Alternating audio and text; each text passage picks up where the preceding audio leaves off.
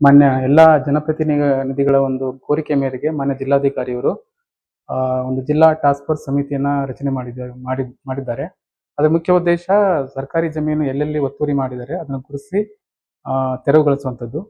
ಈ ನಿಟ್ಟಿನಲ್ಲಿ ಈ ಟಾಸ್ಕ್ ಫೋರ್ಸ್ ಏಪ್ರಿಲ್ ತಿಂಗಳ 10ನೇ ತಾರೀಕಿನಿಂದ ಈವರೆಗೆ ಸುಮಾರು 6 ಕಾರ್ಯಾಚರಣೆಯನ್ನು ನಾವು ಮಾಡಿದ್ದೇವೆ.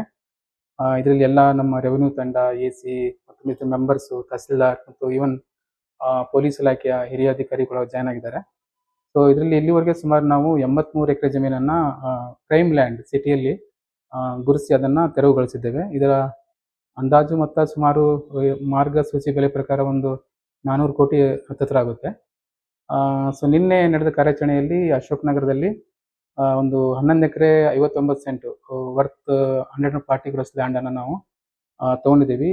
ಅದನ್ನ ಖಾಸಗಿ ವ್ಯಕ್ತಿಗಳಿಗೆ ಏನು ಫೇವರ್ ಮಾಡುವಂಥ ಒಂದು ಇದು ನಡೆದಿತ್ತು, ಹುನ್ನಾರ ನಡೆದಿತ್ತು.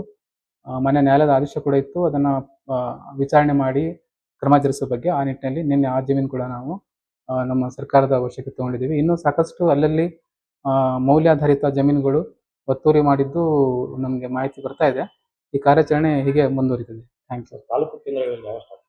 ತಾಲೂಕು ಕೇಂದ್ರಗಳಲ್ಲಿ ಈಗ ಅದನ್ನ ಮೊನ್ನೆ ಜಿಲ್ಲಾಧಿಕಾರಿ ಚರ್ಚೆ ಮಾಡಿ ನಾವು ತಾಲೂಕು ಮಟ್ಟದಲ್ಲಿ ಕೂಡ ಇದನ್ನ ನಾವು ವಿಸ್ತರಿಸುತ್ತೇವೆ.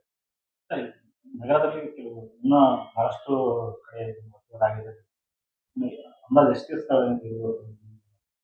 ಅದು ದಿನ ನಾವು ಹುಡುಕ್ತಾ ಹೋದಂಗೆ ದಾಖಲೆಗಳಲ್ಲಿ ಪರಿಶೀಲನೆ ಮಾಡ್ತಾ ಹೋದಾಗೆ ನಾವು ಅದು ಕಂಡು ಬರ್ತಾ ಇದೆ. ಈಗ ಇನ್ನೊಂದು 25-30 ಎಕರೆ ಜಮೀನು ಪ್ರೈಮ್ ಲ್ಯಾಂಡ್ ಸಿಗ್ಬೋದು ಅಂತ ಅಂದ್ಕೊಂಡಿದ್ದೀವಿ. ದಾಖಲೆಗಳ ಪರಿಶೀಲನೆ ಕಂಡು ಬರ್ತಾ ಇದೆ, ಎಲ್ಲೆಲ್ಲಿ ಒತ್ತುವರಿ ಮಾಡಿದ್ದಾರೆ. ಇನ್ನೂ ಕೆಲವೊಂದು ಏನು ಮಾಡಿದ್ದಾರೆ, ಅವರವರೇ ಇದು ಲಿಟಿಗೇಷನ್ ಮಾಡ್ಕೊಂಡು ಕೋರ್ಟಿಗೆ ಹೋಗಿದ್ದಾರೆ.